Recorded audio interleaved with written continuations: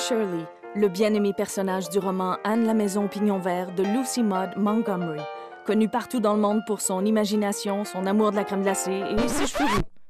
Je ne l'aime pas.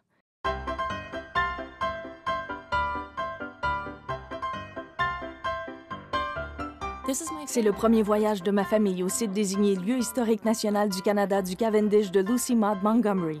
L'adorable petite au centre, c'est moi. J'ai vraiment l'impression d'être là, non? Même à 3 ans, je savais déjà ce qui s'en venait. Lorsqu'on vit à l'île du Prince-Édouard, on s'habitue à voir Anne partout. Elle est omniprésente. Si vous habitez à l'île du Prince-Édouard et que vous avez les cheveux roux, le phénomène est multiplié par 10 et c'est encore bien pire. Non seulement vous voyez Anne partout, mais vous vous faites appeler par son nom à tout bout de champ. Elle est partout. Elle vous renvoie même son image dans le miroir. Et ne me parlez pas de l'Halloween. Ah, pourquoi n'es-tu pas habillée comme Anne?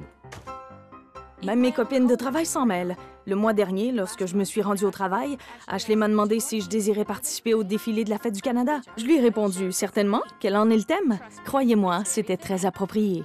Bien sûr, c'était un tableau d'Anne. J'ai bien essayé de ne pas montrer ma colère. Plus j'en parlais, plus je réalisais que je n'étais pas la seule. C'est surtout de me faire constamment appeler Anne au pignon vert, à l'école et puis partout où j'ai travaillé, dans la vie de tous les jours. On devine que je ne suis pas sa plus grande admiratrice.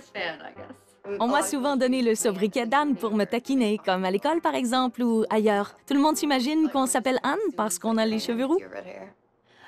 Je suis allée à l'université de Cap-Breton et là-bas, j'étais la seule fille de l'île qui avait les cheveux roux.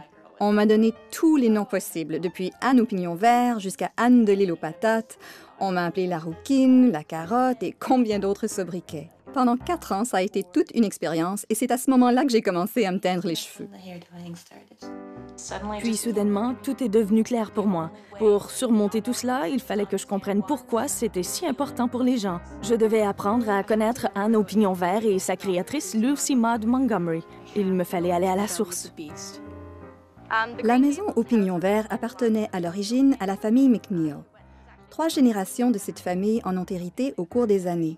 L'ancêtre, David McNeil, sa femme et ses 5 enfants ont été les premiers à vivre ici. Puis, la maison a été donnée en héritage à un fils David et à une fille Margaret. C'est cette génération qui vécut là du temps de Lucy Maud. Lucy Maud a grandi de l'autre côté de la forêt. Elle a souvent visité cette maison pendant son enfance et elle s'en est inspirée pour écrire son roman. J'ai vraiment appris à connaître Lucy Maud après avoir regardé ses albums. Elle y avait conservé des souvenirs, une touffe de poils de chat, ses poèmes préférés, des coupures de journaux. Contrairement à Anne, elle a vraiment existé. Elle souffrait parfois de solitude, mais l'imagination ne lui faisait jamais défaut. Elle a publié 20 ouvrages au cours de sa vie, dont la plupart traitent de sa vie, de sa famille et de la petite orpheline qui était venue vivre au pignon vert.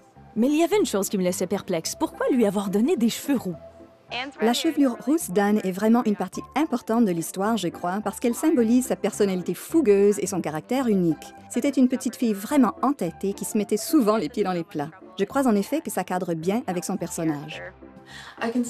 Après les expériences que j'ai vécues dans mon enfance, je dois admettre que je détestais mes cheveux.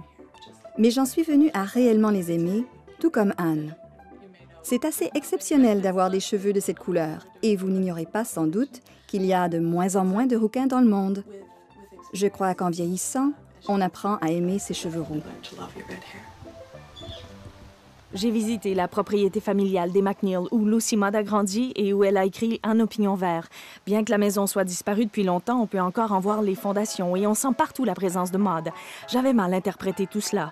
Une chevelure rousse, c'est tout aussi unique et éclatant qu'Anne l'était elle-même. Maud a donné à son personnage la force de dépasser la malice et d'en venir à aimer ses cheveux roux. Pourquoi ne pourrais-je pas en faire de même? Lucy Maud l'avait dit elle-même. Il y a déjà assez de choses déplaisantes dans ce monde, il n'est pas nécessaire d'en imaginer d'autres.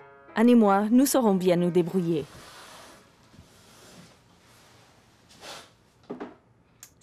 C'est le plus délicieux de tous les breuvages rouges vifs dans le monde.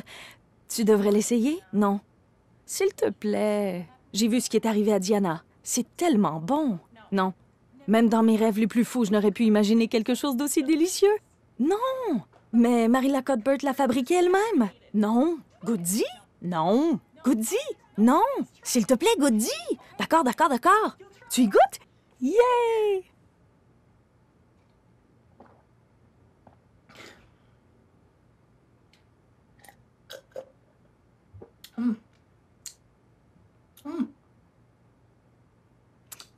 C'est bon. Je sais que nous allons être de bonnes amies et que toi, moi et Diana, nous irons faire des promenades dans les bois hantés sur l'allée des amoureux. Nous irons au lac Shining Waters et nous serons les meilleures amies.